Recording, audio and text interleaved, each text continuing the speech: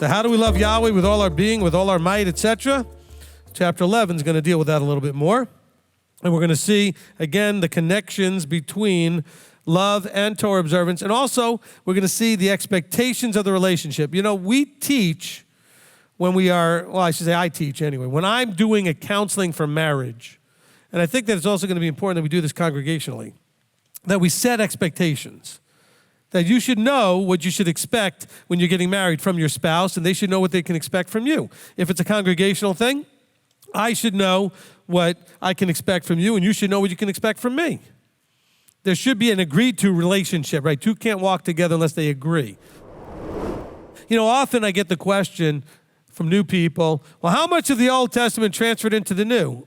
Well, it's a dumb question. I don't mean to insult the people that ask it. I understand why they're asking it, because of the way Christianity has messed their head up. But if you think about it, it's a dumb question. What do you mean, how much of it passed forward? All of it. Yahweh never just said, this is for them at this time, and then when this time passes, then they don't need to do it anymore. Look, you're not here just because you decided to love a creator being. What if the creator being wasn't going to treat you in a nice way and love on you, etc.? You're here because you want what he's offered you by the relationship. You want the eternal life. You want the supplying every need. You want the wiping away every tear. You want all of the emotional and physical security. That's why you're here. And he knows that. That's why he constantly says, he doesn't just say, I'm your creator, you need to follow me and do what I say. He says, no, I'm the creator, you need to follow me because I'm going to give you everything you ever could want. That's what motivates you. Now, you couldn't do that if he hadn't delivered them out of Egypt. That's the salvation model there. But we know that not everybody got in. So much for them being once saved, always saved. Only two get to go in. Why? Because those are the two that listened and obeyed. Christianity has absolutely damaged the body's mind and hearts by telling you that salvation is reward. They're not the same thing. Deliverance from the potential to die, right? That death that's permanent doesn't guarantee the eternal life. It just makes it possible. Without it, you are doomed. Guard yourselves, lest your heart be deceived and you turn aside and serve other mighty ones and bow down to them. So you could be deceived thinking there's another way to get where you want to get, or another way to interpret what he's actually saying to do, or another way to interpret the nature of the relationship. This is what Christianity is all about. It's tried to teach you a different way to interpret the relationship.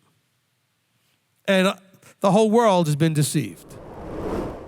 So all of this relationship is leading you to a place called serving your Creator. That is the nature of your relationship. Why do you love him? So that you can serve him. Why do you fear him? So you can serve him. Why did he give you instructions? So you can serve him. And on all of that you do, you get to reap all this wonderful milk and honey and abundance and safety and all that other stuff that he promises. Now, I'm not saying you get that now in the dispersion that our forefathers left us with. I know this is hard. For some of you, it's still swimming upstream against all that Christian teaching. But you have to do. You shall lay up these words of mine in your heart. You shall, not I shall. I'm not going to wave my magical hand. Yahweh's not just going to make them manifest in your heart. He opens you up to it. He gives you the understanding of it.